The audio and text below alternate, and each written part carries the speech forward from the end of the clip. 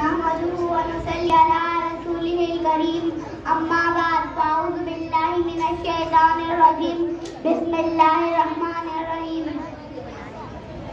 رب اشرح لي صدري ويسر لي امري واحلل عقدة من لساني يفقهوا قولي رب زدني علما السلام علیکم ورحمۃ اللہ وبرکاتہ. میں آج آپ کے سامنے ایک چھوٹی سی تقریر پیش کرنا چاہتی ہوں جس کا عنوان ہے علم کی فضیلت. علم وہ دولت ہے جو لٹتی نہیں، بانٹنے سے یہ کبھی گھٹتی نہیں. علم ایک ایسا پھول ہے جو جتنا کھلتا ہے اتنی ہی خوشبو دیتا ہے. ہمارے پیارے نبی حضرت محمد صلی اللہ علیہ وسلم نے فرمایا ہر مسلمان مرد اور عورت پر علم حاصل کرنا فرض ہے.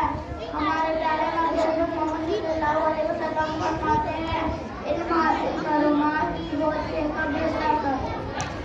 ایک اور حدیث میں فرمایا جو شخص علم کی تلاش میں کسی راہ کا مسافر ہوا اللہ تعالیٰ اس کے لیے جنت کی راہیں آسان کر دیتا ہے.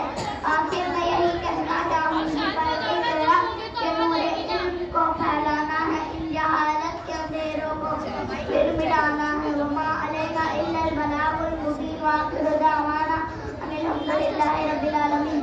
السلام علیکم ورحمۃ